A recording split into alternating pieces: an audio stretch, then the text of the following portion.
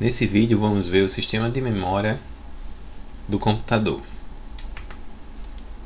Primeiramente vamos ver o que é memória, as características gerais que se aplicam a todas as memórias, a estrutura e a organização das memórias, o que é a hierarquia de memória, memória cache, memória primária, arquitetura de múltiplos canais de memória primária, memória secundária e a organização da memória secundária como RAID, memória virtual e, para encerrar, armazenamento em nuvem.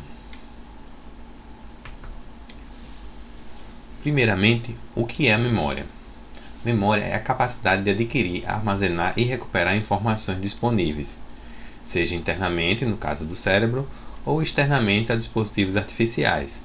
No caso, você pode ter, para o computador também, a memória principal, que seria o equivalente à nossa lembrança, memória interna, e esses dispositivos que trazem essa lembrança são as memórias externas, né? Pendrive, um CD, até mesmo o HD também entra na categoria de memória externa, como vamos ver mais na frente. Então, no computador é um local usado para armazenar informações do sistema operacional de programas em uso ou que poderão ser usadas futuramente. Assim como os próprios arquivos também são guardados nessas memórias, né?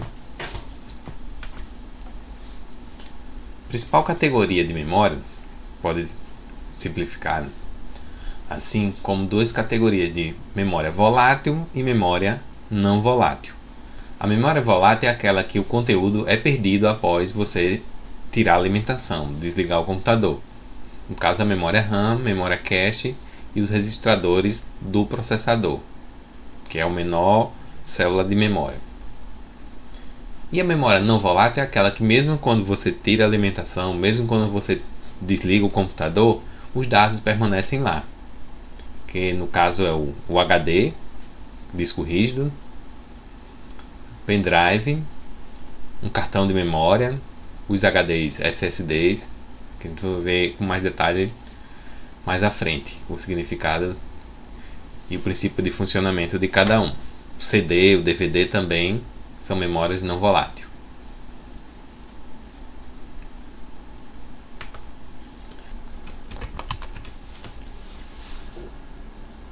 Quanto à localização, as características da memória podem ser divididas em memórias principais e memórias secundárias. As memórias principais compreendem a cache, que fica dentro do processador, né? A cache fica aqui dentro. Existia um tempo que tinha uma cache L2 também que ficava na placa-mãe.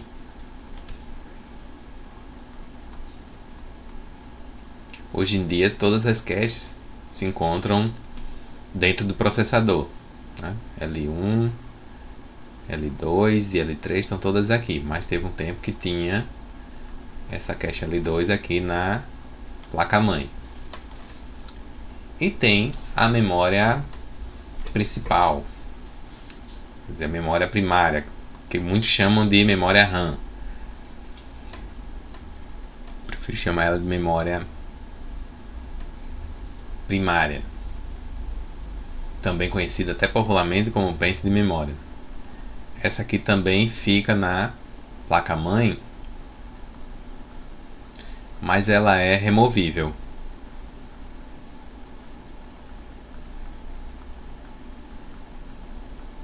Então, caso ela apresente algum defeito, ela pode ser retirada para limpeza ou até mesmo trocada, né? Já essa aqui, estando na placa-mãe, se apresentar defeito, só outra placa-mãe e a do processador, trocando o processador se ele não for soldado na placa-mãe. Essas são as memórias principais. Já as memórias secundárias são aquelas memórias que o computador não precisa delas para funcionar. Temos aqui o HD, né? O CD, ou DVD, ou até mesmo Blu-ray. Aqui um pendrive. Isso aqui é um clássico disquete, né? Isso aqui é vocês vão às vezes encontrar pelo nome de floppy disk. ou simplesmente disquete. Na sala eu tenho alguns no laboratório mais antigo para mostrar a vocês, mas hoje em desuso. Ele só cabia 1.44 MB de armazenamento. Esse aqui é o pendrive, né? Que todo mundo conhece. Mas de frente a gente vê mais detalhes sobre esses componentes. Isso aqui é mais para falar sobre a localização deles.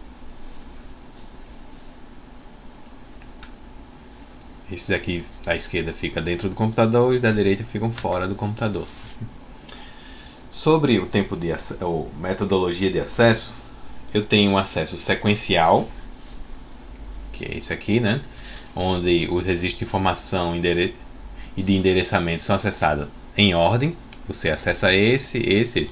Digamos que eu queira a informação que está aqui no 4, eu vou ter que fazer todo esse caminho até chegar ao 4.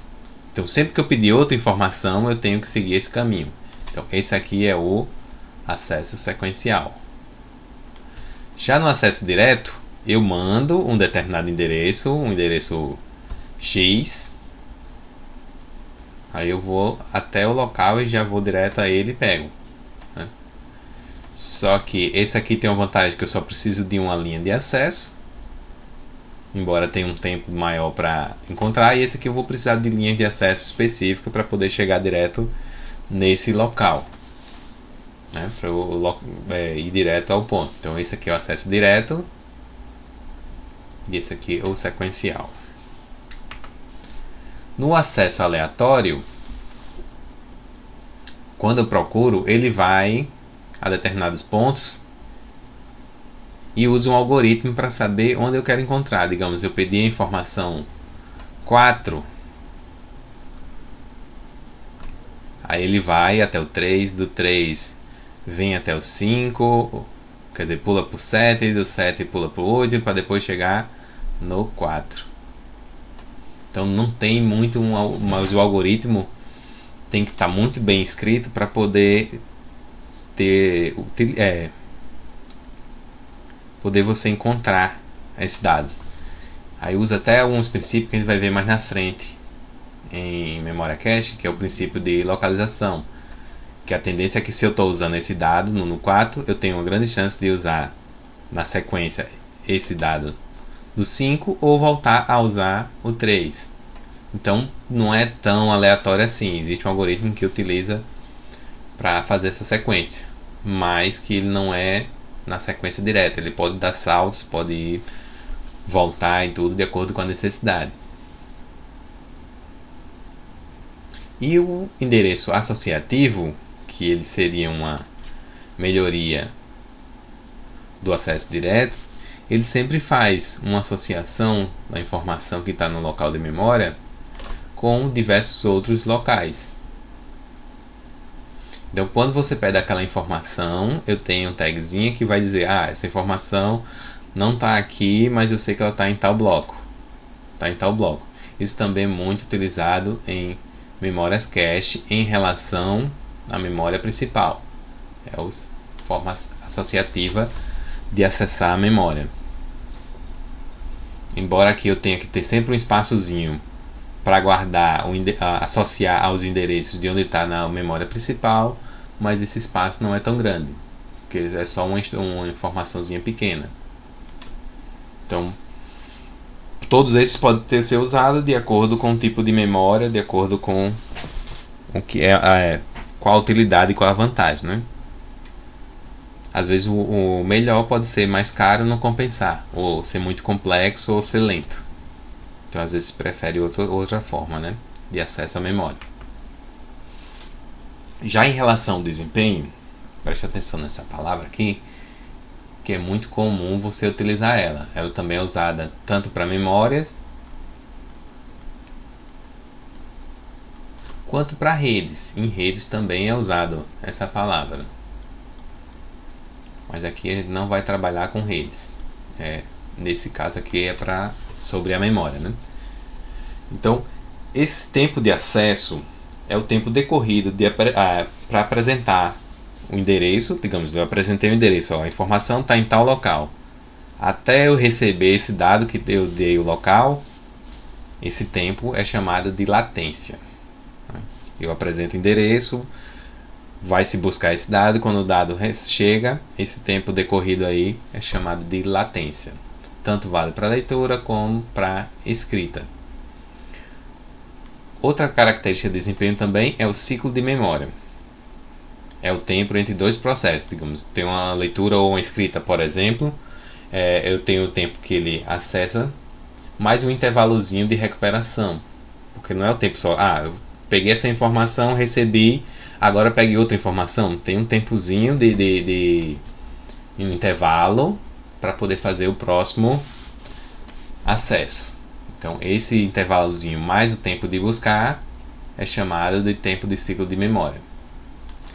E a taxa de transferência tem a ver com velocidade. Esses dois aqui são tempos, né? Primeiro e segundo aqui são tempos. Esse aqui é velocidade, é quantidade de bits por segundo ou por nanosegundos, depende da unidade, mas é dado, tem a ver com velocidade. Então, essa taxa de transferência é dos dados indo até a memória ou dos dados saindo da memória para outro local. Com esse analisador do Everest, que hoje em dia tem os mais modernos, né? O Ada, por exemplo, né? Que substituiu o Everest. Mas eu usei essa imagem aqui para mostrar a vocês um exemplo, né? Da análise de desempenho das memórias principais, né? Eu tenho aqui a latência, que é o tempo de acesso. Veja que para a memória principal é esse aqui.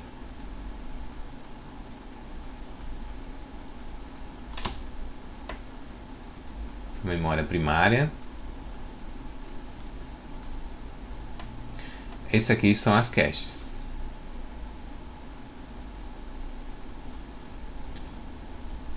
L2.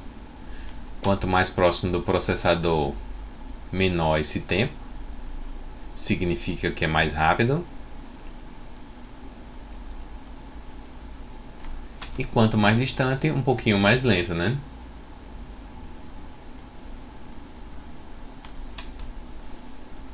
Essa é a latência. Quanto menor o tempo, melhor. Aqui você já tem a taxa de transferência para cópia, taxa de transferência para escrita e a taxa de transferência para leitura em cada uma dessas memórias. Veja que taxa de transferência é uma velocidade. Esse aqui é um exemplo de velocidade.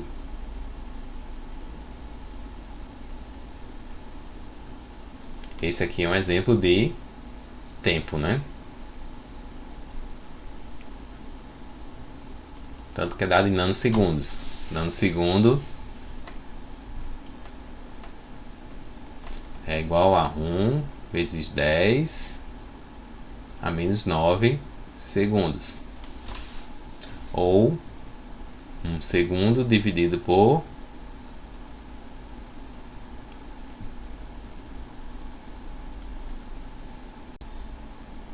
aqui a gente vê como faz o cálculo de taxa de transferência, né? Pegando aqui o tempo para encontrar o tempo médio para ler ou escrever n bits, eu pego esse tempo médio de acesso, né? O tempo que gasta para até acessar, até encontrar, depois o número de bits e a taxa de transferência de bits por segundo. Já uma comparação, quando falo desse desempenho, eu tenho sempre essa comparação de clock com latência.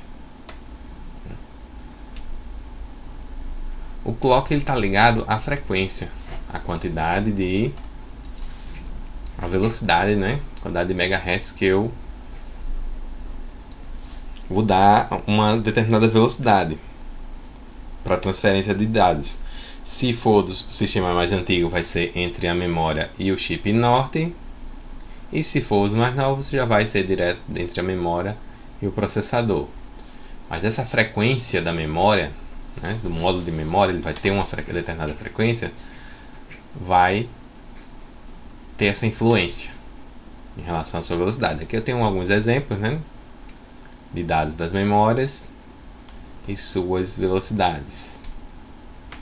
Já a latência é o tempo que eu tenho, digamos, eu escrevo uma determinada informação, aí quanto tempo eu gasto até acessar aquela informação. Então, é o tempo que demora até acessar essa informação. Então, quanto maior for esse tempo, pior é. Quanto maior for a latência, pior vai ser para você acessar os dados. E qual melhor? Ter um melhor clock ou uma melhor latência? O ideal seria ter os dois, ter uma boa velocidade com a baixa latência, né? Esse aqui, quanto maior, melhor.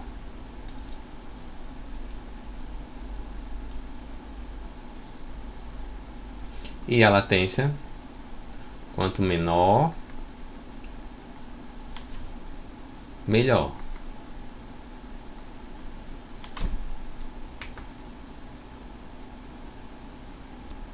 Nesse próximo tópico, eu vou mostrar a estrutura e a organização das memórias. Eu tenho aqui duas estruturas típicas, só para vocês compararem com o que vocês já conhecem de eletrônica, né?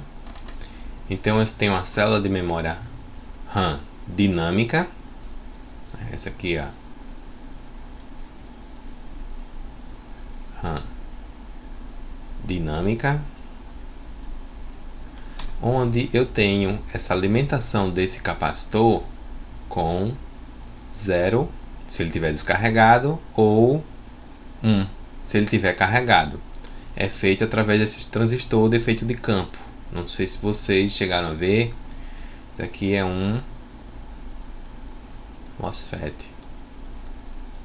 Porque vocês lembram lá que no transistor tinha um consumo de corrente pela base. Nesse transistor de efeito de campo praticamente não tem corrente.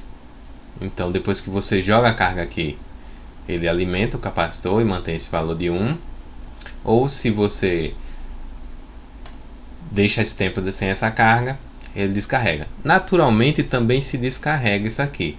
Por isso que tem que ter um refresh. Seria relembrar essa informação, seja 0 ou 1, por um certo tempo para poder não se perder o dado. Mas isso faz com que essa memória seja mais rápida, apesar do refresh. Já esse aqui é uma célula de memória RAM estática, né?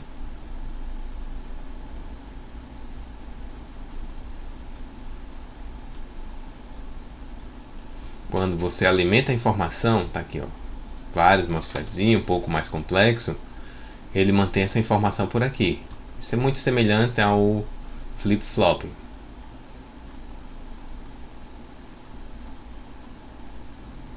Não sei se você lembra lá do set reset. Quando você joga a alimentação, ele seta aqui, aí fica como informação 1 e resetar, ele vai com essa informação para 0 e se mantém. Só que eu estou sempre usando essa alimentação para manter isso aqui.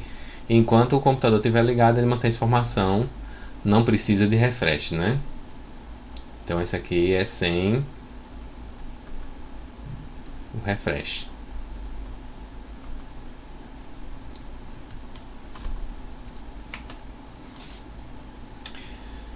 Dessas memórias eu tenho essa de acesso aleatório, conhecida também como RAM.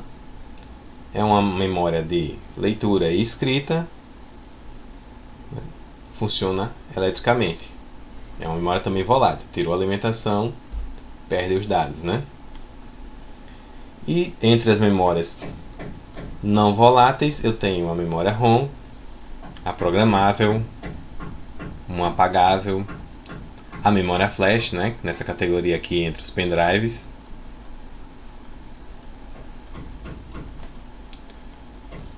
E as mais usada para BIOS, a EEPROM.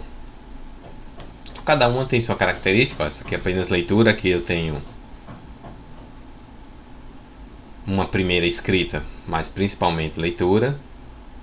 E aqui algumas formas de... Essa aqui não tem como apagar, né? Essa aqui eu tenho como apagar através da luz ultravioleta. Aqui apago eletricamente, né? Mas veja que a flash entra nessa categoria. Principalmente leitura, né?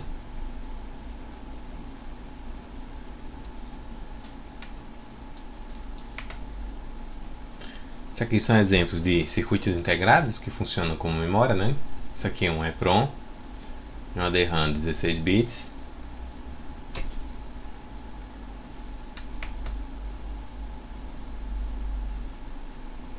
Isso aqui é um esquema também de uma DRAM 16 bits.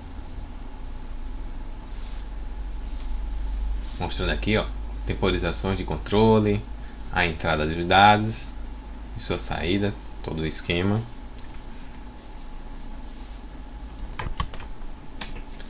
E agora eu vou mostrar para vocês um esquemazinho do funcionamento de uma memória básica, uma memória RAM, montada no protoboard.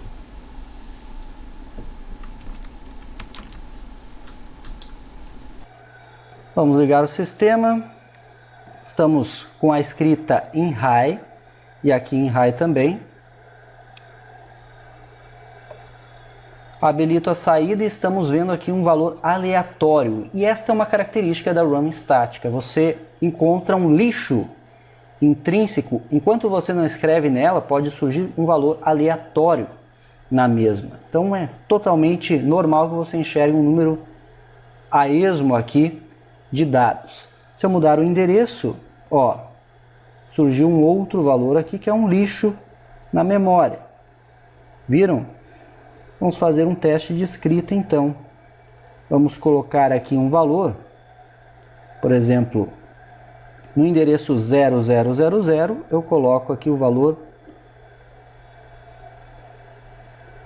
0101. Isso em hexa já. Escrita, um pulso em low, já está aqui, ó, 11 hexadecimal. Endereço 1, vamos colocar 0, tudo em 0, pulso de escrita, tudo apagado em 0. No endereço 2, vamos colocar o valor 22 hexa. Então coloque em high aqui os respectivos dados, pulso em low, 0202 hexa. Endereço 3, 0303 hexa.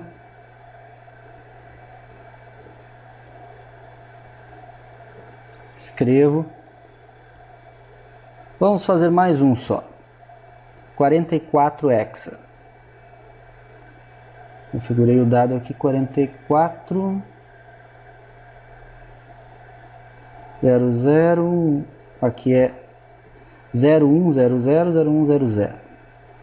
Vamos colocar aqui no endereço 4. Pulso de escrita. Aí está. Volto meus dados para o 0. E aqui em high já estamos para a leitura. Então veja que já estamos lendo o valor escrito. Volto para o endereço 0000, tenho um hexa que havíamos salvo ali. 0001, temos o 0, pois havíamos salvo tudo em 0. Nosso endereço 2, 0010, aí está, 22 hexa. Endereço 3, 33 hexa. Endereço 4,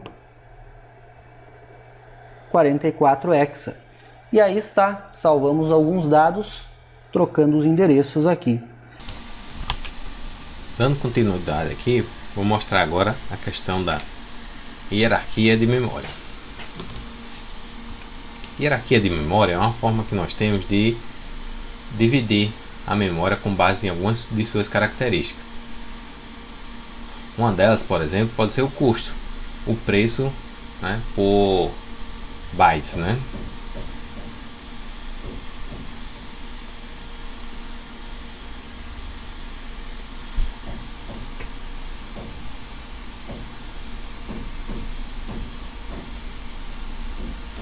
Outra questão também é o tamanho. Isso aqui, o tamanho dela, quanto mais no topo, menor será em termos de bytes, né? E quanto mais na base, maior será em termos de base, de byte, né? Aqui, quanto mais no topo, ela mais será cara, né? E aqui são mais baratas.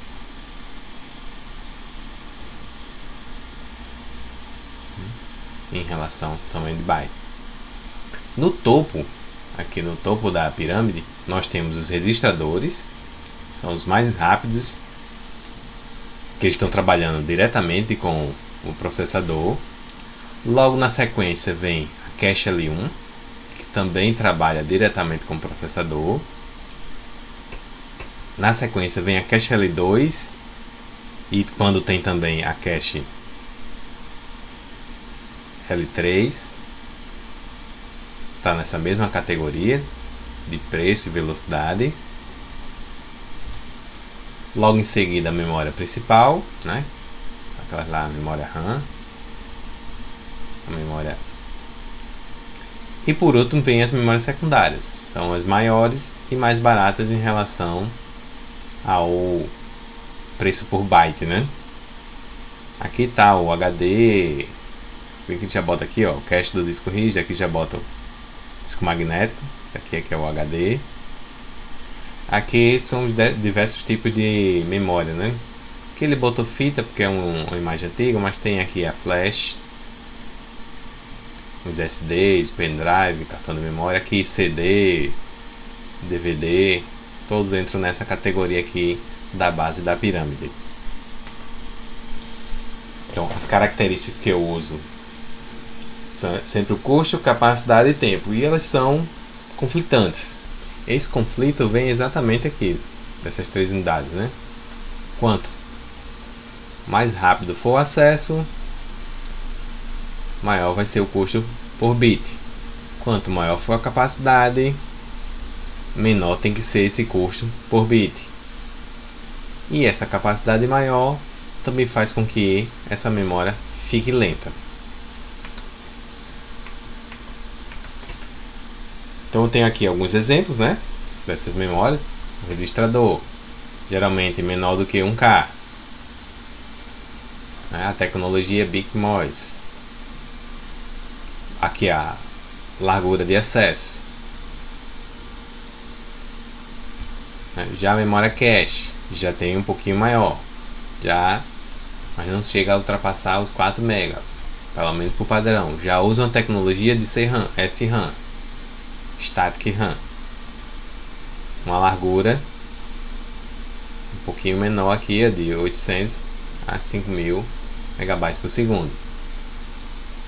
Ele copia para, veja aqui que é a sequência, ó. O cache está aqui, é para onde ele copia. Já esse cache aqui já copia para a memória principal, que está aqui. E a memória principal, aqui mostra um exemplo que era menor que 4 GB. Hoje existe maiores, mas é nessa faixa aqui ainda de 4 GB. Já não usa o Static RAM, já usa o Dynamic RAM, né, de memória. Então, esse aqui, tempo de acesso, veja também que ele vai crescendo, né, que já vai ficando maior. Esse aqui é menor que esse, menor que esse. Aqui, ó, muito maior esse tempo de acesso. A largura de banda também já foi reduzindo, né? E já foi reduzindo a velocidade de transferência do dado. Daqui da memória RAM, ela já vai fazer esse acesso ao disco, que é a memória secundária. E da memória secundária temos aqui, ó, os discos hoje na faixa de 500 GB ou 1 TB ou até mais, né? E daqui o próximo contato vai ser uma memória de backup. Isso aqui hoje em dia não é mais usado não, mas esse gerenciamento já vai entre o sistema operacional e o usuário, né? Essa aqui é a hierarquia da memória, começando aqui no registrador, terminando no usuário, passando por todos esses pontos. Essa aqui é a pirâmide de forma mais detalhada, né? Eu tenho aqui, falo também dos métodos que usa, o custo por bit, diminui, indo do topo para a base, né? Que é daqui, topo, indo para a base da pirâmide.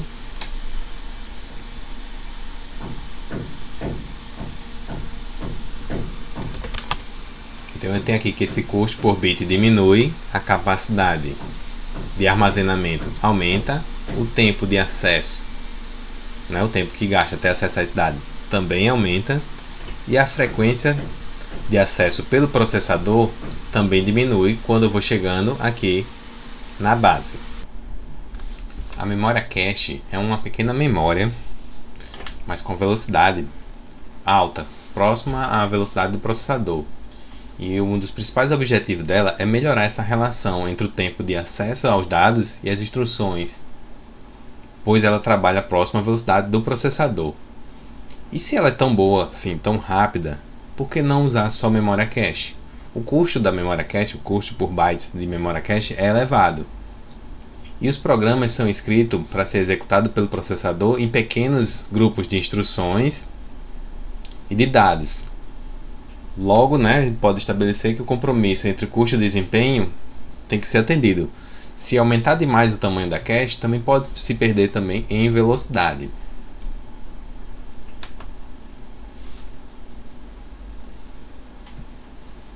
Nesse ciclo aqui, nessa imagem, a gente vê o princípio da memória cache, né? Ela fica aqui com um acesso rápido, próximo ao processador, faz uma transferência de palavras de tamanhos pequenos, né? E a cache vai tendo um acesso um pouquinho mais lento com a memória principal, com a transferência já de dados em blocos. Então, quanto mais próximo do processador, mais rápido, e quanto mais próximo da memória principal, mais lento. Aqui embaixo a gente vê com detalhe um diagramazinho com as diversas caches, né? Cache L1, que geralmente é dividida em dados e instruções. A cache L2, que é quem alimenta a L1, né? A L1 já trabalha direto com o processador, mas a L2 alimenta a L1. A L2 trabalha com a L3, e só a L3 quem tem contato com a memória principal. Quanto mais próximo da memória principal, mais lento. E quanto mais próximo do processador, mais rápido tem que ser essa transferência de dados. Então, a localização dessa memória cache é quem vai dizer essa velocidade dela e a importância dela, né?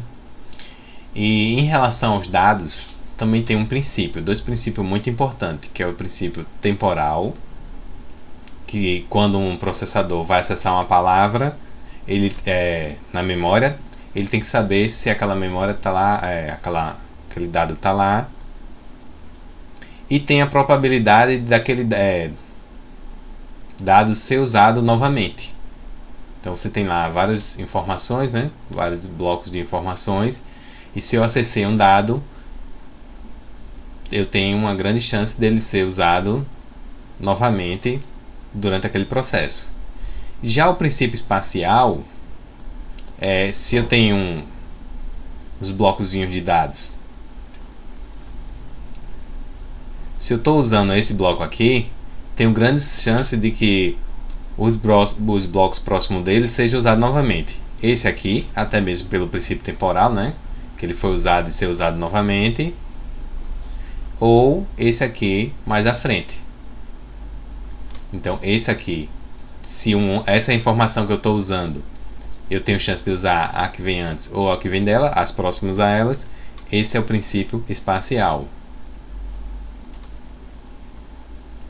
E o princípio temporal é se aquela que eu estou usando tem chance de ser usada novamente.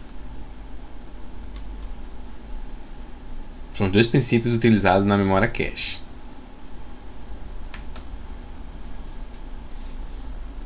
Em relação à localização da cache, nos primeiros computadores L1 sempre foi dentro do processador, a L2 vinha na placa-mãe, isso aqui é a placa-mãe. Aqui ao lado tem até uma figura mostrando onde é que ela vinha, uma memóriazinha básica já incorporada no chip da placa-mãe. E nesse modelo não tinha L3, né? E veja também a diferença de tamanho. Enquanto essa aqui tinha 512 KB, aqui você tinha equivalente a 2 MB.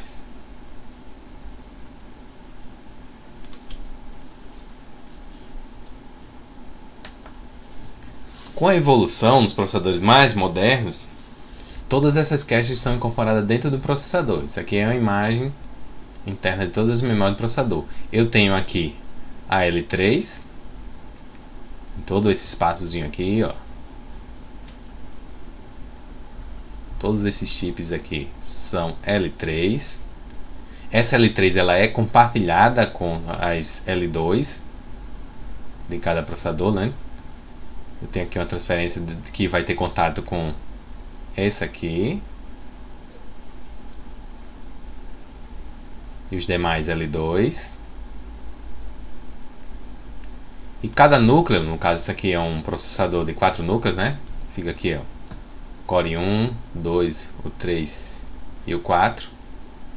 Cada núcleo vai ter sua própria L2, que é um L2, L2, L2 e aqui também é um L2, como descrito.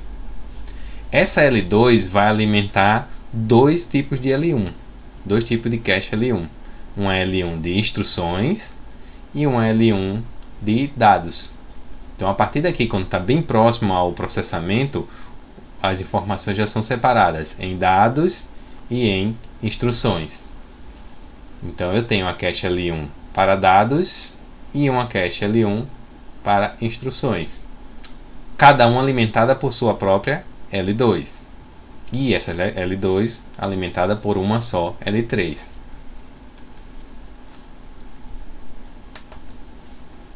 Aqui mais uma imagem para ajudar, ó. Uma L3 só, as 4 L2, né? Também estão aqui separadas. L3 só, as L2 aqui dentro de cada núcleo. E também tem uma relação aos tamanhos dela. Veja aqui, ó, o tamanho de um L3. L3 de 8 MB, as L2 de 256K e a L1 separado em 2 de 32. Uma 32 de instruções e uma 32 de dados, né? Essa aqui é a de dados e essa aqui é a de instruções.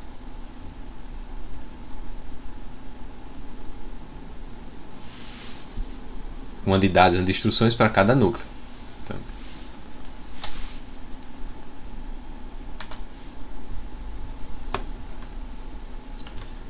o princípio de funcionamento da cache vai ser sempre assim, ó. O processador vai na memória cache procurar os dados e as instruções que ele está precisando. Se tiver tudo ok, então ele vai e processa. E se tiver faltando, aí ele vai pedir para a cache procurar essa informação na memória principal.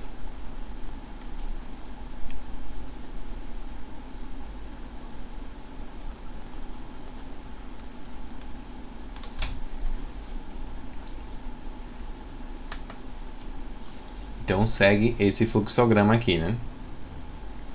Tem o início, eu recebo, né, o endereço do dado que eu quero procurar no processador, vou lá no bloco, se encontra, se tem, eu pego essa informação e processo, né? Entrego ao processador lá da cache e processo. Se não, eu vou lá procurar na memória seguinte, porque, por exemplo, se isso aqui for para um L1, digamos, se essa função aqui for para um L1, aqui já seria a L2. Se aqui for a L2, aqui já seria a L3. E se aqui já for a L3, então aqui já seria a memória principal. Então carrego aquele bloco de informação, jogo lá para aquela memória de um nível mais baixo e continuo o processo. Lembrando que cada um desse aqui tem uns blocos menores, né? Digamos que L1 você tenha esse bloco de informação, a L2 já vai ter um blocozinho maior, com vários, equivalente a vários L1, e a L3 já é um bloco bem maior, com vários pedacinhos de L2. Assim como a memória principal tem vários pedacinhos, né? A memória principal tem vários pedacinhos de L3. Isso só em termos de equivalência, para vocês entenderem em termos de tamanho e onde fica essa informação. Encerrando a parte de memória cache, a gente pode seguir já para a memória principal. A função da memória principal é armazenar os dados que o processador vai usar em algum determinado momento. Assim que você inicia o computador, ele pega lá no HD, que é uma memória permanente, e joga todas aquelas informações que você vai usar, que ele já sabe que você vai usar. Carrega lá o sistema operacional, os programas básicos, já joga ali na memória principal. Nas caches fica aquele lá que ele já está sendo usado para processar, né? A memória principal, ela também é chamada de memória RAM ou de módulo de memória. Algumas pessoas chamam também de pente de memória. É um nome mais coloquial, né? Eu acho que o mais coloquial aceito por nós técnicos é módulo de memória. E essa memória principal é composta pelos registradores, a memória principal. É por isso que a gente chama essa aqui de memória primária, né? Porque a memória principal compreende registradores, memória cache, a memória RAM e as ROM também.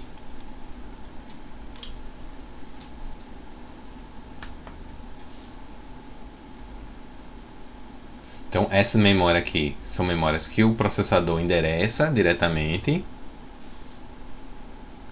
E sem a memória primária, o computador não funciona. Ele não pode funcionar sem ela. É primordial para o funcionamento. Tá aqui, ó. Fica aqui, ó, CPU, ou UCP, se tiver em português, né? Um barramentozinho de controle e o endereçamento direto a elas. Se a informação que você precisar ainda não tiver na memória principal, aí sim vai para a memória secundária.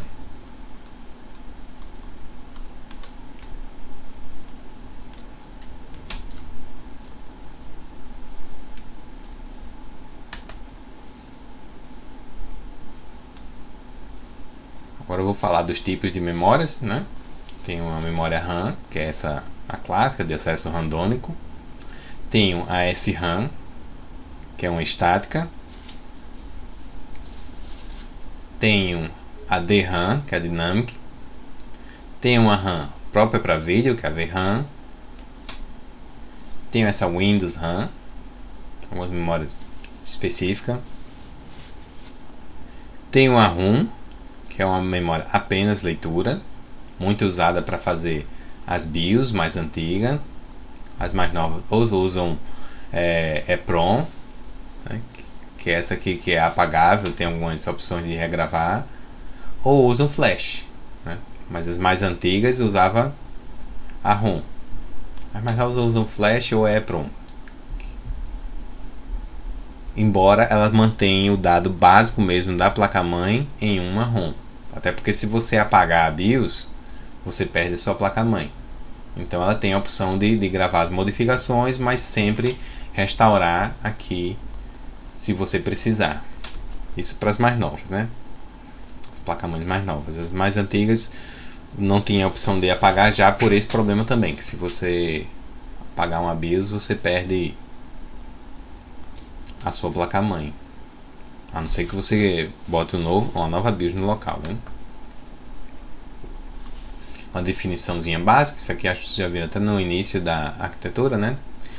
Que acesso randômico é volátil, isso é, perde os dados depois que tira a alimentação.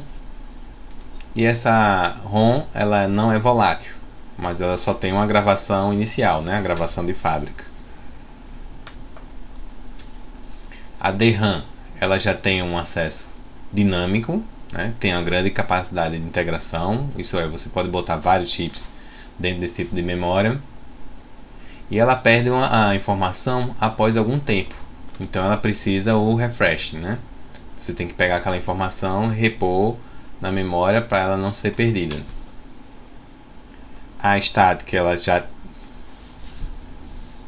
tem um tempo de acesso menor, não existe necessidade de refreshing, mas ela tem um custo maior. Geralmente essa DRAM é usada para as memórias principal. Para a memória principal. E essa SRAM é usada na cache, esse tipo de memória. Existiam as memórias principais feitas desse tipo, mas é muito caro, então só se for alguma máquina ou um uso específico. As mais novas são com DRAM, né? As atuais. Então ela tem a DRAM assíncrona, que também não estão sendo mais usadas. E tem a DRAM síncrona, que é a SDRAM. Então com isso a gente chega nas memórias que são usadas hoje em dia, que são as memórias da família DDR.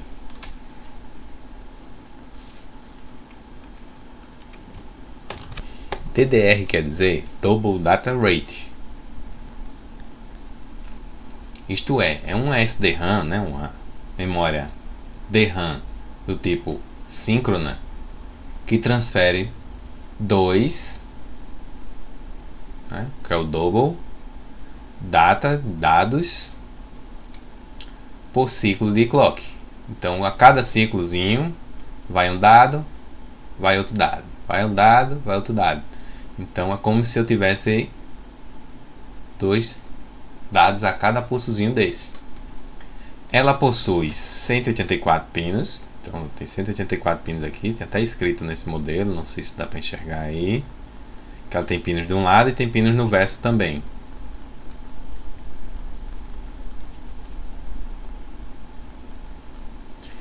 E passou a ser chamada de DDR1 depois que criou as gerações seguintes, né?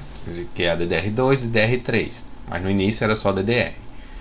E uma das características que a gente define se a placa-mãe pega a DDR1 é que tem escrito lá no slot dela 2,5 volts, que é a tensão de trabalho da DDR1.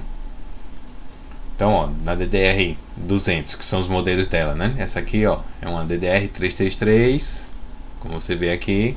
Então é esse modelo aqui. Mas na DDR200 eu trabalhava ela com frequência real de 100 MHz, só que como ela é Double Data Rate, ela ia para 200. E tinha uma taxa de transferência de 1.6, quer dizer, 1.600 megabytes por segundo. E por aí vai. 266, a 300, a 333 e até as seguintes. A DDR2, ou Double Data Rate 2, é a sucessora da DDR. Né? Foi por isso que começaram a chamar a DDR de DDR1. Ela tem 240 pinos, então vocês vão ver lá que ela tem 240 pinos e não é compatível com a DDR1. O que trouxeram mais nela foi um buffer de entrada e saída, né? Que o buffer, lembram lá que é tipo uma memóriazinha cache, uma memória temporária, que faz com que ela opere com o dobro de frequência, possibilitando até 4 leituras por ciclo.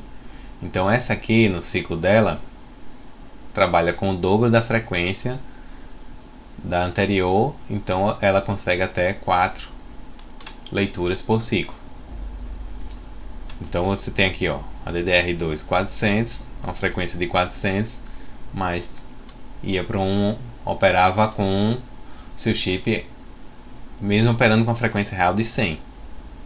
Ela ia para 400 MHz. Funciona com uma tensão menor, agora com 1,8 volts, então também lá na placa-mãe, se tiver escrito lá 1,8 volts, é porque é DDR2. Não sei se dá para notar aqui, ó, essa aqui já é de 2 GB, é uma DDR2 900, então é a DDR2, quer dizer, eu acho que o número não está para enxergar muito bem, mas como não tem 900, deve ser essa aqui, a 800, operando a 800 MHz consegue essa taxa de transferência de 6.400.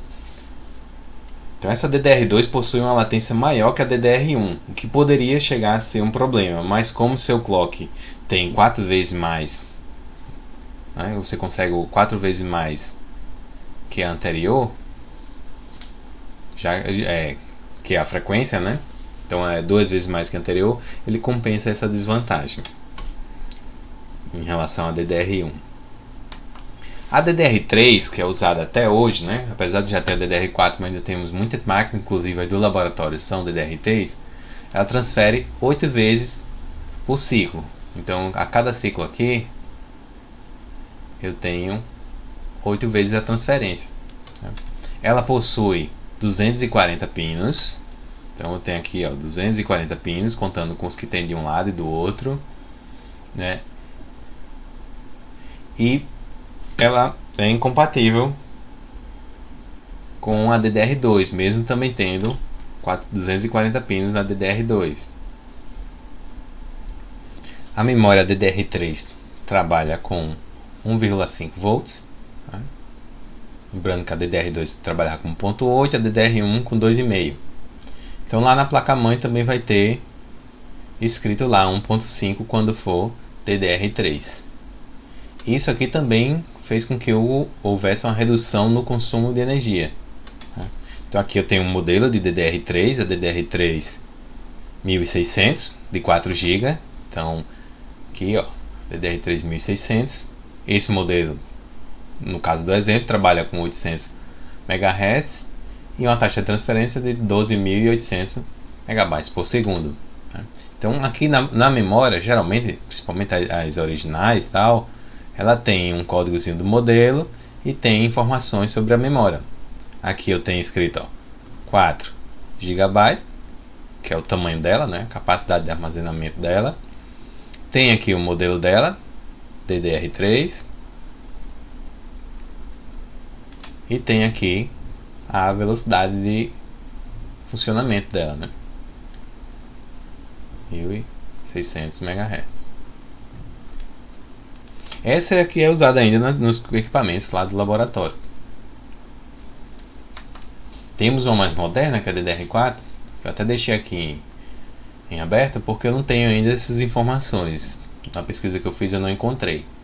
Então se alguém quiser pode até trazer aí, eu já acrescento nos slides. Mas a DDR4 é a evolução dessa DDR. Possui 288 pinos. Não tenho tanta certeza porque encontrei esses valores equivocados em alguns locais de pesquisa, mas a princípio é isso.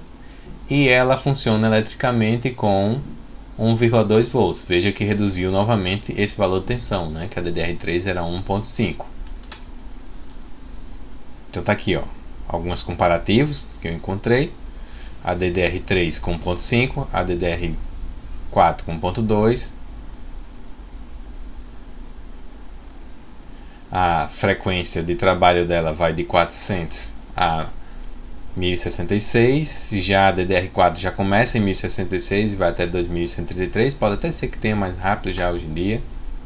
As taxas internas aqui de 100 a 266, que também mantém esse 100 a 266. Então para eu conseguir esse valor aqui, eu multipliquei provavelmente por 4 essa velocidade anterior, né?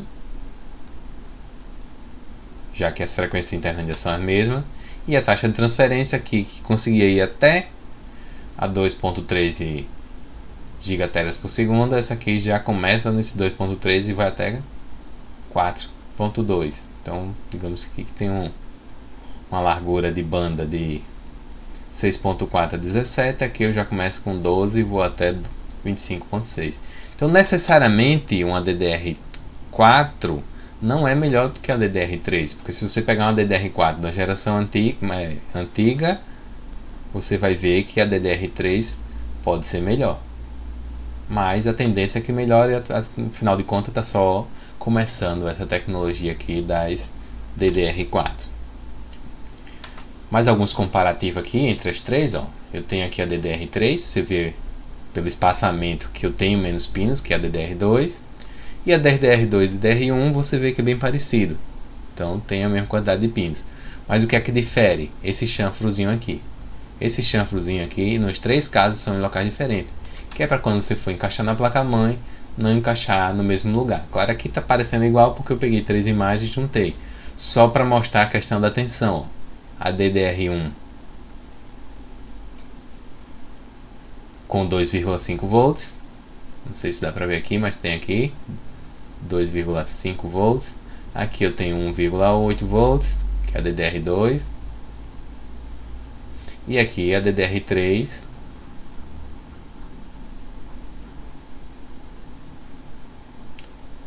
com 1,5 volts. Tem escrito aqui na placa-mãe, então só em olhar pela placa-mãe dá pra gente saber qual o tipo de DDR que funciona. Aqui eu botei a imagem, ó, com elas alinhadas. Pode ver que tem, ó, um certo desalinhamento.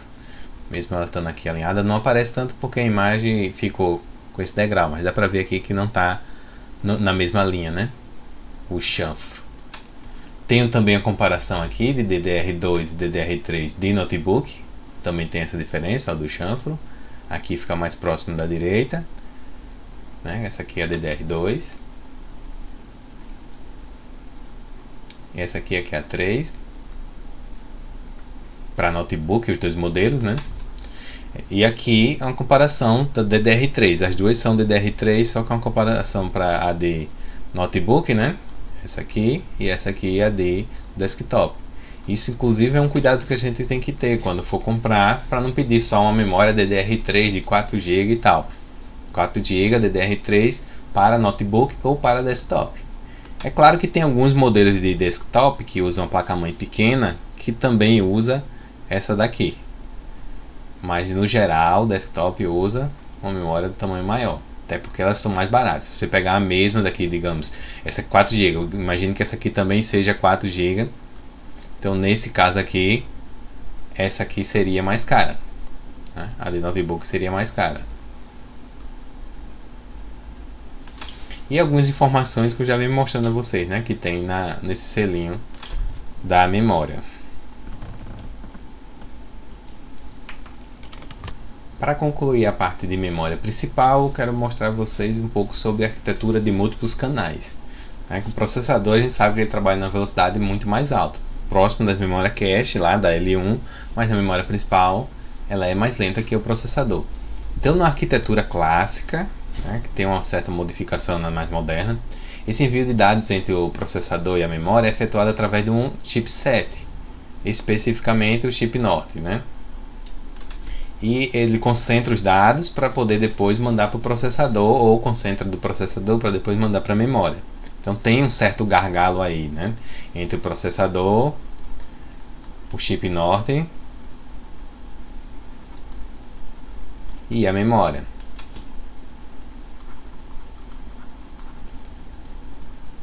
Tem uma certa concentração de dados aqui, então é um gargalo.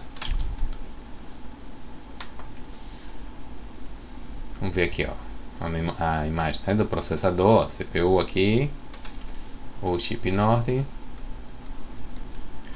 e essas linhas de controle de dados e de endereço para as memórias. Se eu tiver um módulo de memória, essas linhas aqui vão só para aquelas. Se eu tiver duas, essas linhas aqui são compartilhadas. Então essa mesma linha de dados vem para cá, essa linha de dados também vem para cá, né? Imagine isso aqui 32 vezes, 64 vezes. A linha de controle é que vai ser individual. Então eu mandei uma informação, seja de endereço ou de dados, né? De endereço também é compartilhada.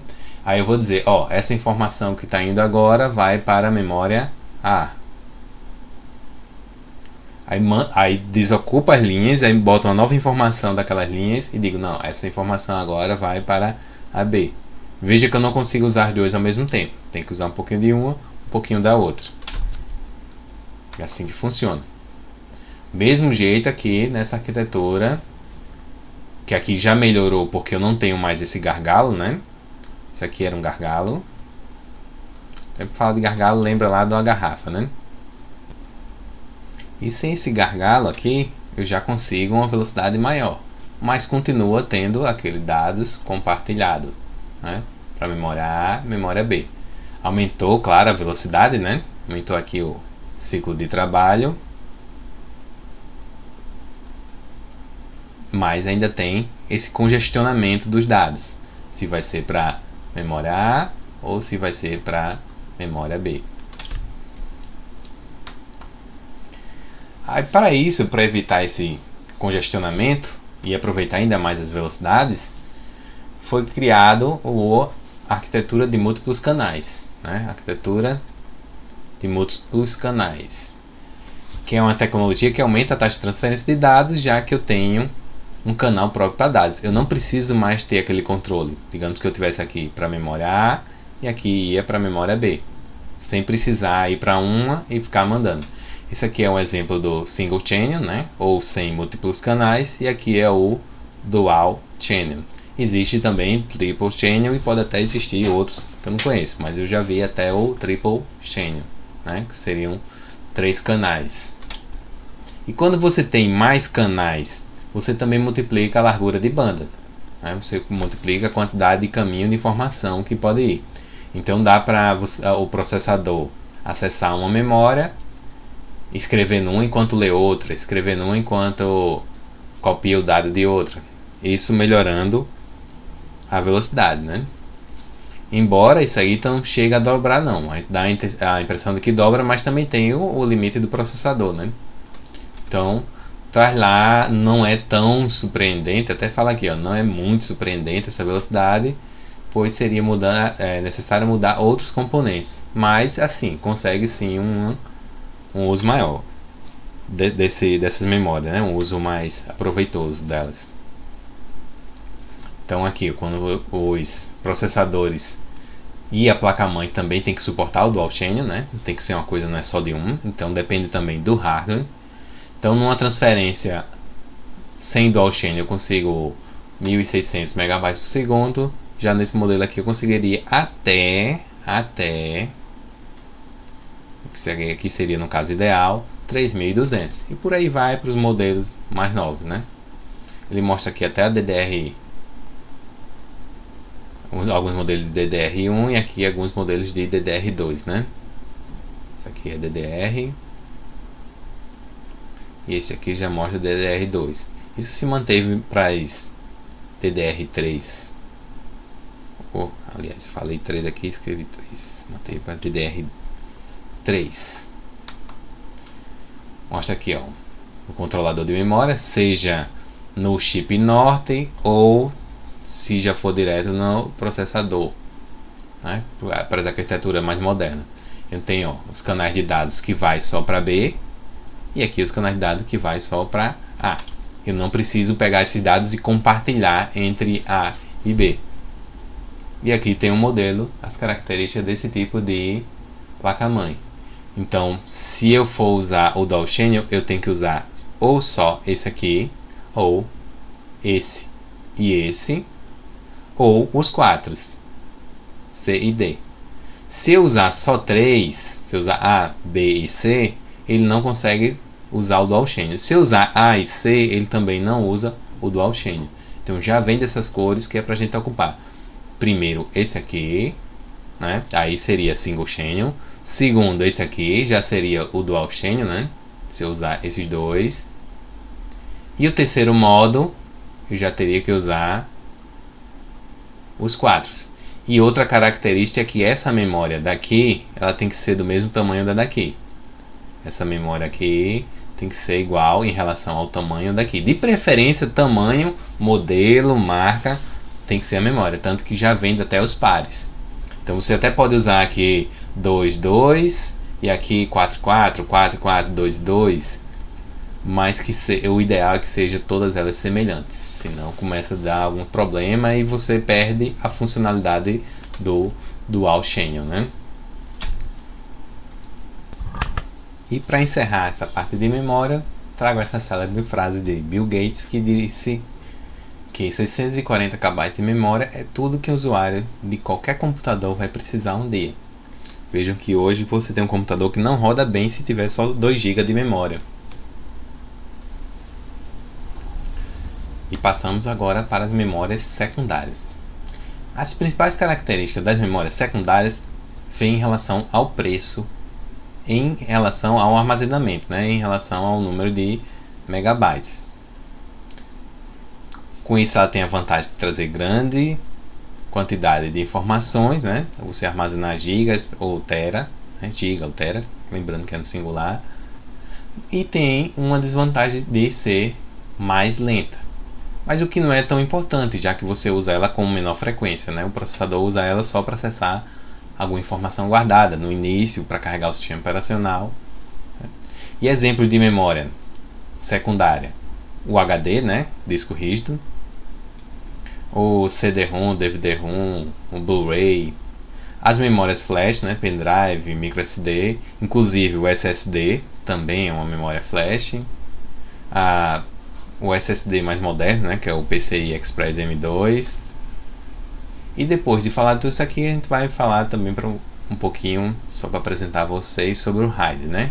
Que são os HDs, mais de um operando, de forma que o sistema operacional só note como um HD, né? Uma função de acelerar a gravação ou de aumentar a segurança. O disco rígido, né? Que vem do inglês hard disk, e por isso o nome de HD, né? Disco rígido em inglês quer dizer hard disk, e por isso a sigla HD. Teve uma época que a gente chamava também de Winchester, que era uma marca de fabricante. Winchester, a gente queria referir ao HD, mas já está bem em desuso. Caso só se vocês estiverem assistindo algum material antigo, lendo, saber que também o Winchester se refere ao HD. Ele é um dos dispositivos mais importantes de memória secundária, de memória externa. O computador não precisa do HD para funcionar, né? Mas ele é tão mais importante entre as memórias externas que a gente chega a achar que o computador só funciona com ele. Mas dá sim para você carregar todo o sistema operacional direto para a memória, né? Dependendo do sistema operacional que for usar, e usar o computador normalmente. Mas no final todos os seus dados vão perder, porque afinal de contas essa é a função da memória secundária, gravar os dados no final do uso do computador. Ele possui uma cabeça de gravação, que é essa parte aqui. Aqui dentro tem uma bobina e tem um ímã de neodímio. Aqui tem um ímã. Esse ímã, junto com essa bobina, de acordo com a corrente que é aplicada, faz com que esse braço se mexa de um lado para o outro, né? Esse disco está sempre em movimento, então no que ele mexe de um lado para o outro, o disco está sempre... Esse disco aqui em constante movimento, né, sempre girando com uma velocidade constante, né? Isso aqui tem uma velocidade constante. E esse braço, fazendo esse movimento, consegue fazer toda uma varredura dessa superfície do disco, né? Pode ter um prato ou mais. 1, 2, 3. Acho que nesse modelo dá até para a gente enxergar que tem um aqui em cima e tem um outro discozinho aqui embaixo. E essa gravação é feita através de magnetismo. Através do campo magnético eu consigo ler, e através de campo eu consigo magnetizar essas trilhas e gravar no HD. Então, lembrando aqui novamente, né, que eu falei da velocidade que está sempre girando. O HD tem uma velocidade angular constante. Na verdade, a linear não é, porque se eu tiver aqui fora ele com velocidade constante, eu estou girando num ritmo. Se eu tiver aqui dentro, eu estou girando mais devagar. Então, essa velocidade aqui, nesse sentido, ela é constante. E vai depender do padrão, né? Se eu não me engano, aqui tem um de 5.400 RPM, rotações por minuto, e tem também um modelo mais rápido de 7.200 RPM, né? Rotações por minuto no HD. Já a velocidade linear é variável por isso, porque se eu tiver aqui fora, já que essa velocidade aqui é constante, né, ele gira constantemente, aqui fora eu vou ter uma velocidade mais lenta. Eu vou percorrer, aliás, uma velocidade maior. E já aqui eu vou ter uma velocidade menor. Então essa velocidade linear é variável. Tenho várias trilhas concêntricas, quer dizer, várias trilhazinhas em relação a esse aqui que é o centro, e vários setores por trilha. Então a mesma trilha também é dividida em pedacinhos de setores.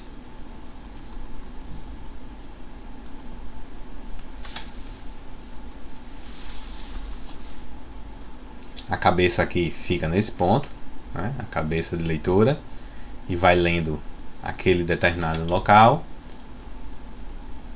e ela se move através do campo magnético, como já falei a você, né? Que é o ímã de neodímio. Aqui são as trilhas que vai fazer a leitura, a magnetização e por aí vai.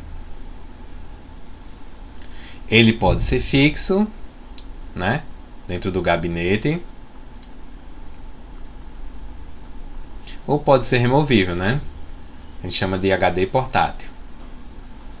Mas muito cuidado com esse HD portátil, porque o HD ele é frágil. Por ter partes mecânicas, né? Ele é frágil, então qualquer pancadinha, eu já perdi inclusive HDs com uma pancada, qualquer pancadinha você pode perder o HD definitivamente. Aqui, ó, mostra como é feita a escrita, né? Aplica o campo magnético e ele vai alinhar ou desalinhar o magnetismo no disco, gravando os dados. Aqui eu mostro como é feito, ó, as trilhas, mostro também como é feito os setores, ó. Isso aqui são os setores, aqui são as trilhas.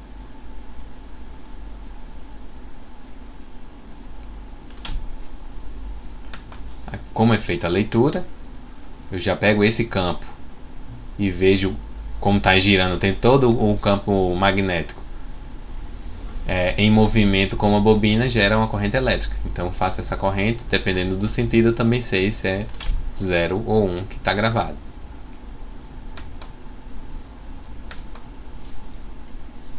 Então, em relação aos parâmetros de desempenho do HD, eu tenho um que é muito importante, ó, que é o tempo de busca, também chamado de seek time. É o tempo que ele gasta para se posicionar na cabeça, desde o tempo que você disse, tal informação está em tal lugar. Então, o tempo que ele gasta até chegar lá faz diferença. Então, se você tiver um HD mais rápido, ele vai ter esse tempo menor, né? Um HD mais rápido vai ter um tempo de busca, né? Esse tempo aqui de busca menor.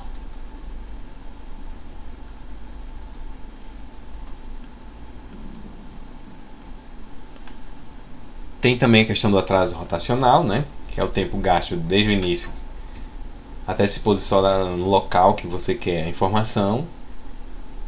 E tem também o tempo de transferência, né? Que é a velocidade que esse HD leva para ler os arquivos. Uma característica importante de quando você vai comprar um HD desse tipo, um HD de disco, é você verificar se ele tem memória cache, né?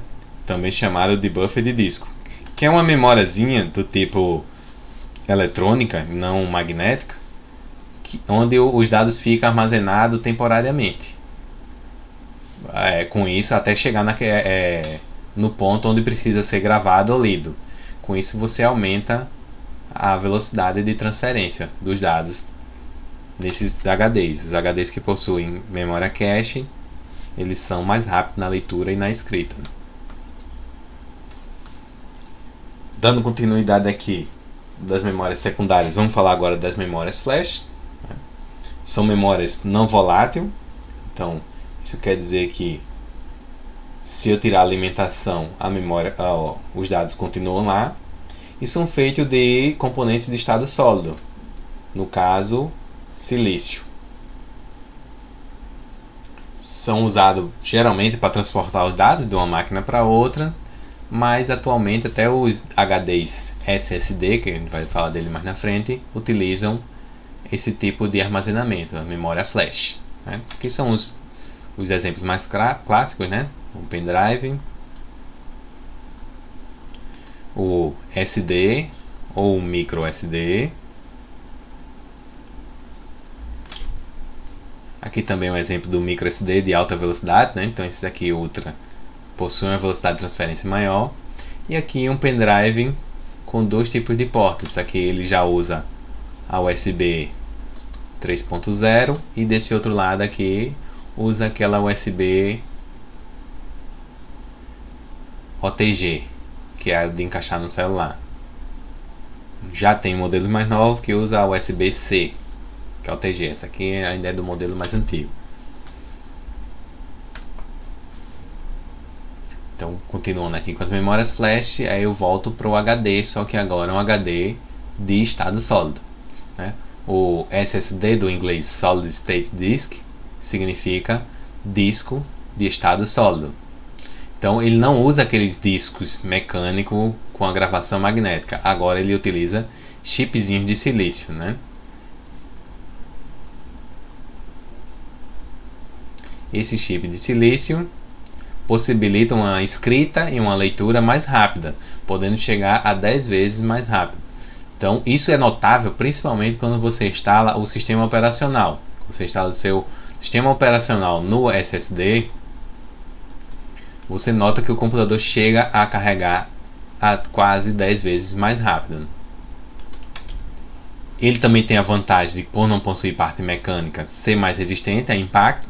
Então, se você liga um notebook que utiliza HD de disco, você não deve estar com ele em movimento, porque pode ser que no momento de leitura ou escrita, se você bater no HD de disco, claro, né, no notebook, pode danificar o seu disco. Já o notebook com SSD não tem esse problema, ele funciona tranquilo em movimento, mas tem uma pequena desvantagem: a vida útil dele é menor. Então o ideal é que você use o SSD só para o sistema operacional, né? Se você estiver usando, no caso, um desktop e tal, e aquelas músicas, vídeo, esses outros informações que você está sempre escrevendo e apagando, você bota no HD normal, no HD de disco, né? Aqui você bota seus dados normais. Aqui outros programas também, né? O aplicativo que você usar que exija mais velocidade, você também instala aqui no SSD. Aos poucos eles vêm ficando cada vez mais em conta, né? E também estão aumentando o tamanho. Tanto que você, para instalar só esses programas aqui, você não precisa de muito, né? Você usa um de 120 GB ou 240 GB. 240 GB e já resolve, né? Acho que esse modelo aqui nem dá pra ver de que é, mas nessa faixa aqui você já resolve para instalar o sistema operacional. E aqui você usa um de 500 GB ou de 1 TB para guardar os outros dados, que você está sempre em constante escrita e leitura, né? Aqui é muito bom para ler, para ficar apagando você reduz a vida útil dele. E mesmo o SSD ele já tem um substituto mais moderno, que é o SATA M2. É uma espécie de SSD, mas que consegue uma velocidade bem mais rápida, né? Já consigo o SATA normal, porque o limite agora aqui já não passou a ser mais no dispositivo HD, e sim na porta. A porta de conexão do HD, a porta junto com a placa-mãe, né? Então esse SATA, que era o de disco normal ou SSD, tinha esse limite de velocidade. E agora com o M2, né, eu consigo utilizar essa porta aqui, a PCI Express, com velocidades bem mais rápidas, né? Aquela PCI Express que começou sendo usada para vídeo, agora também está sendo para transferência de dados para memória secundária, né? Nunca esquecer que mesmo sendo bem rápido, mas aqui está na memória secundária. E ele vem já com a porta específica, né? Já vem uma portazinha própria para ele na placa-mãe, a portazinha do M.2.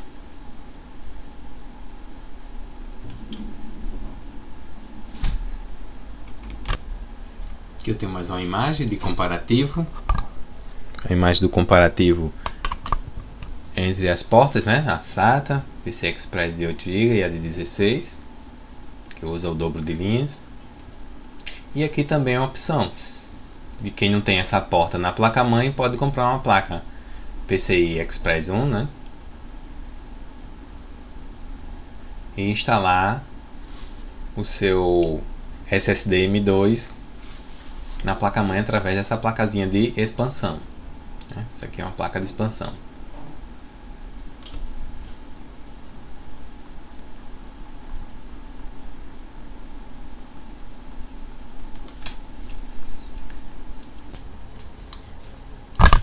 Dando continuidade às memórias secundárias, vamos ver agora as memórias ópticas.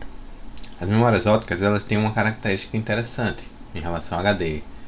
Ela tem uma velocidade linear constante. O HD tem a velocidade angular, né?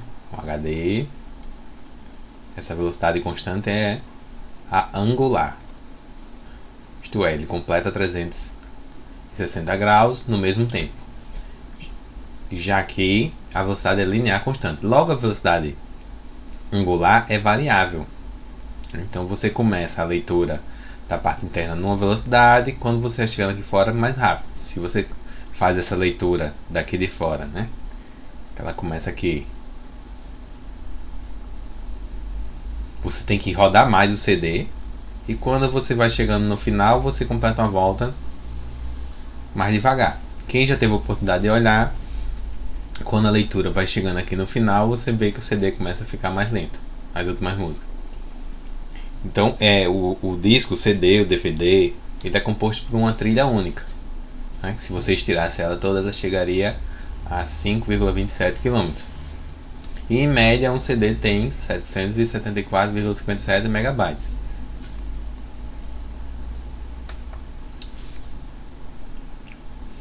Os tipos de CDs antigamente era chamado de CD-ROM, porque ele era um CD para apenas leitura. Hoje até esse conceito de ROM fica um pouco estranho, porque você já tem o CD regravável, né? Então tem o CD normal, que só vai gravar uma vez na fábrica, tem o regravável, que dá para você gravar mais de uma vez, mas você nota também que ele vai ficando cada vez pior. Ele é para você ter um limite, né, de regravação. Depois evoluímos também para o DVD, que eu já tenho uma capacidade maior. Também é óptico o princípio de leitura e escrita, mas ele já consegue ter uma capacidade de 4.7 GB, né? O CD tinha aproximadamente 0.7 GB. E do DVD também tem um modelo de dupla face, né, chamado de dual layer. Esse da dupla camada ele pode gravar até 8.5 GB. E não sendo o suficiente essa tecnologia, chegamos às tecnologias de Blu-ray, que ele tem o mesmo tamanho físico do DVD e do CD, né? Mas ele tem uma capacidade de armazenamento bem maior. Ele trouxe a grande vantagem de você poder gravar dados com alta qualidade, muito usada para filmes, né, em alta qualidade de imagem. A diferença, a importante diferença que vocês vão olhar é na armazenamento de dados. O tamanho físico dos 3 discos são iguais, mas o armazenamento de dados foi tendo cada vez uma maior precisão. No CD eu tenho essa distância entre os dados. No DVD eu já tenho uma distância bem menor, então uma lente com maior precisão para poder fazer essa leitura. E no Blu-ray eu já tenho essa quantidade de dados no mesmo espaço. Isso aqui imagino que é o mesmo tamanho de espaço para os 3, para você ter ideia da quantidade de dados que conseguiu se pôr no mesmo espaço. E o laser ele foi para essa linha, saiu do vermelho para o azul para ter uma maior precisão, para ter uma largura mais fina, né? Como se fosse uma escrita fina, você consegue ler e escrever mais coisas no mesmo espaço. E para encerrar a nossa parte de memória secundária, vou fazer um breve aqui, vou até adiantar os últimos slides, mas é só para a gente resumir a parte do que é o RAID, ou RAID. Ele vem do Redundant Array of Independent Disks, ou um arranjo de discos independentes repetido, né? Se você for traduzir a grosso modo, né? Esse arranjo, essa organização de discos, ele tem uns objetivos, né? Porque você vai ter vários discos,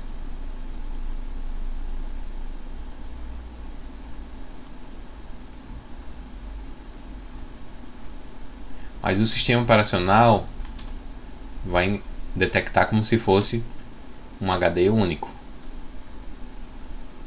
E qual o objetivo de eu usar vários HDs e só enxergar como um? A princípio, da ideia de que você teria prejuízo, né? Que você estaria perdendo ou botando discos a mais. Mas ele tem um objetivo. Um deles é a redundância, é você poder gravar o mesmo dado em mais de um HD, e o outro é poder pegar aquele dado, aquela informação, separar e gravar mais rápido, já que você tem 2 HDs para gravar. Parecido com o Dual Channel lá das memórias, né? E a característica de cada RAID vai depender do seu número, né? No RAID 0, né, que ele é só teórico, não é usado, né? Ele faz isso. Eu pego aquela informação e separo ela em dois discos. Digamos que eu peguei a informação aqui, 0, 1, 2, 3, 4, 5, e botei um pedaço para cá, um pedaço para lá, um pedaço para cá, um pedaço para lá. Com isso eu consigo gravar mais rápido a informação. Então o objetivo desse RAID aqui é velocidade. Ou, como está escrito aqui, aumentar o desempenho. Você vai ter 2 discos e vai separar as informações, metade em um, metade no outro. Quer dizer, só voltando aqui para lembrar vocês que tem uma desvantagem aqui, que se você perder um desses discos, essa informação também vai ser perdida. Então por isso que esse aqui, o RAID 0, é só teórico.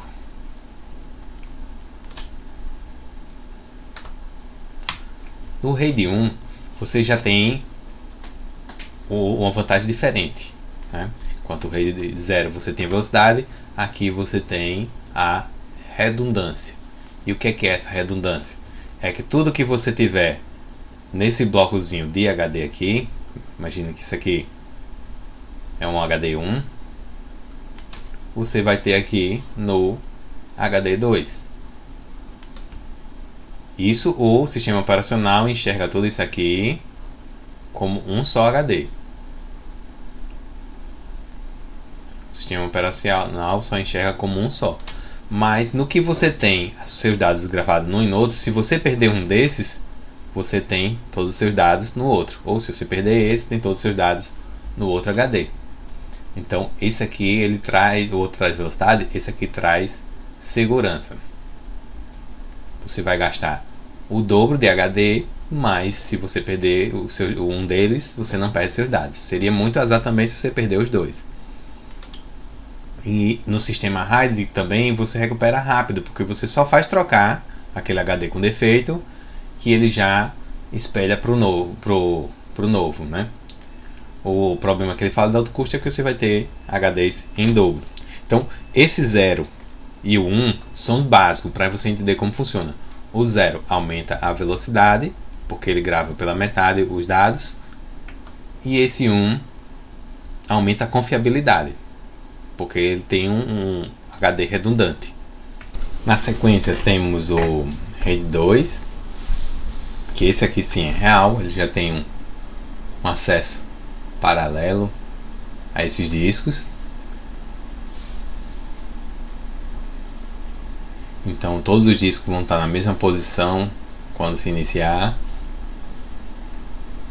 Existe já uns bits de paridade, né? Essa outra parte aqui é a parte de paridade.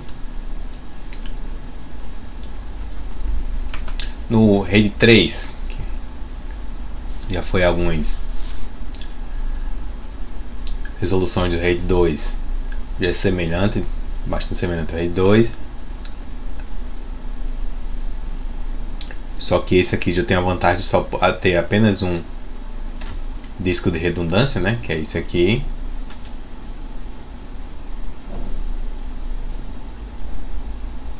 Que é utilizado para taxas de transferências mais altas. Esse aqui no RAID 4 tem uma técnica de acesso independente. Pode acessar qualquer um desses independente.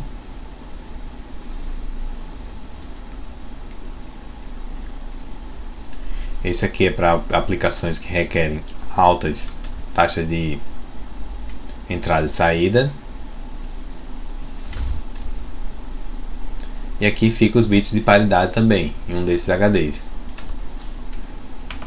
No RAID 5 já tem a distribuição dessas tiras de paridade, né?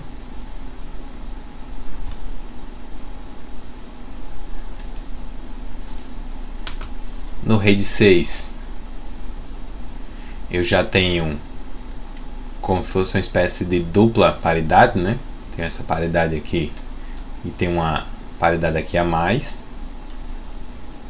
Então ele já é resistente a dupla falhas. E continuando aqui, a gente vai para a parte de memória virtual. A gente já viu que a memória RAM é um local onde o processador armazena tudo que ele está usando, onde fica aqueles dados e informações que ele está usando no momento. E conforme você vai abrindo novos aplicativos, essa memória RAM vai cada vez sendo mais preenchida. E quando a memória RAM esgota, ela cria uma espécie de memória virtual. Ela vai lá no HD, separa um pedacinho ali, uma fatia do HD, e diz que a partir de agora você não vai usar isso aqui. Esse espaço vai ser equivalente a uma memória RAM. É um artifício para ele continuar usando os programas, porque essa memória aqui no HD não tem a velocidade que tem uma memória RAM de verdade. Mas é uma forma de você continuar abrindo os programas e ir funcionando. Então, o próprio Windows já encarrega de fazer isso. Se o computador tiver que fazer essa troca de informação constantemente entre a memória RAM e o HD, isso vai causar degradação. É chamada de thrashing, né? E vai deixar o computador incrivelmente lento. Então essa área do disco que armazena a memória RAM é chamada de arquivo de paginação. Então uma máquina com Windows instalado, o arquivo de paginação usa a extensão SWP. Quando você vai formatar o Linux, né, lá no Ubuntu, você já define uma área de memória chamada de swap. É a parte de paginação do Ubuntu. Você já define na hora da formatação. A gente chegar na parte de formatação, a gente vê mais sobre isso.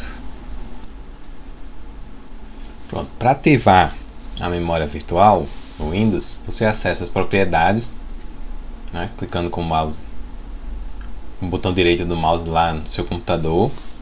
Eu utilizo a tecla de atalho Windows Pause.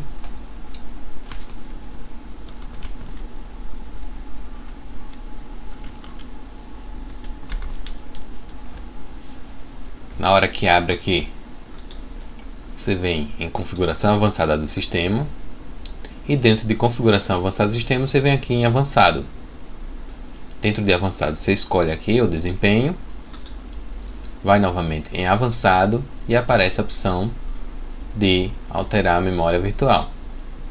Ele já fica configurado para ajustar, gerenciar automaticamente, de acordo com a necessidade. Mas tem a opção de você desmarcar aqui e escolher qual disco você quer para usar como memória virtual, personalizar o tamanho, né? Deixar o tamanho pelo sistema, escolher só o disco. No caso, esse meu, o C, é um SSD, os outros são de disco, então seria até mais rápido esse. Mas eu não vou alterar isso aqui. 2. Passo um aqui. Propriedades também, você pode ir lá com o botão direito, eu usei a tecla de atalho. Depois vem lá a configuração do sistema. No passo 3 você vai lá na aba de avançado, né? Geralmente começa aqui no nome do computador, mas você vai em avançado e depois vai lá, aquela telazinha que eu fui. E tem também a questão de configurar depois se você deixar automático ou manualmente. E temos também a opção de memória virtual com pendrive. Quando você bota um pendrive, vou fazer aqui também na tela e ver se vai dar certo. Vou mostrar.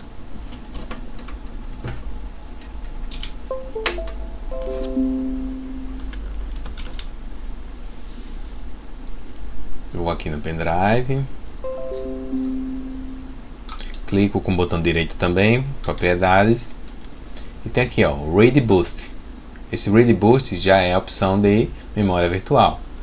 Então nesse meu computador ele já diz aqui que eu não preciso habilitar porque o computador já tem um bom desempenho e não vai trazer nenhum benefício. Mas se o computador estiver lento, ele vai aparecer aqui a opção.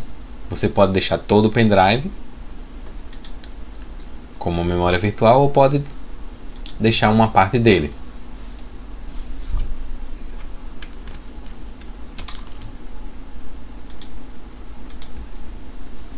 Então tá aqui explicando, né, que você pode deixar uma parte dele. Agora lembre-se que se você for usar todo, ele vai ser formatado. Então tudo que você tem nele vai perder. Se você quer configurar uma parte dele, então tem que ir naquele caminho que eu mostrei, né? Ir pelo Explorer e configurar uma parte.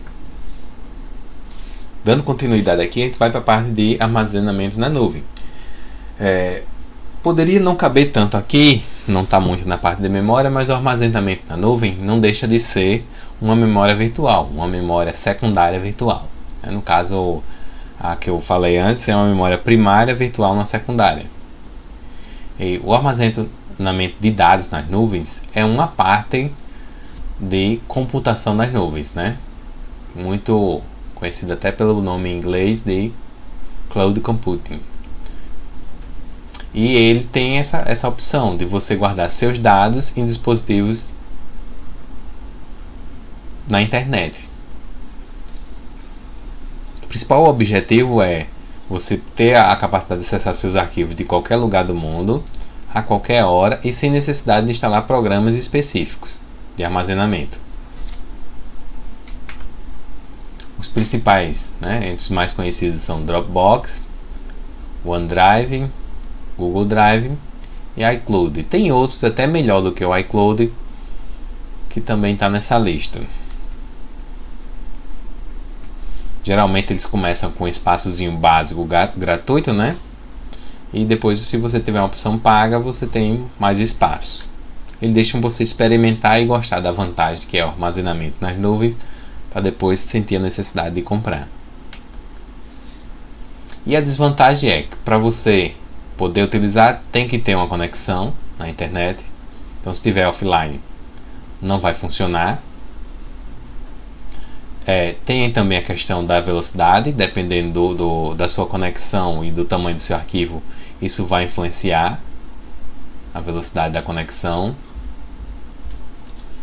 Tem também uma limitação dos espaços, né? Você tem um espaço pequeno quando os planos são gratuitos, e para planos melhores você vai ter que ter um custo, né?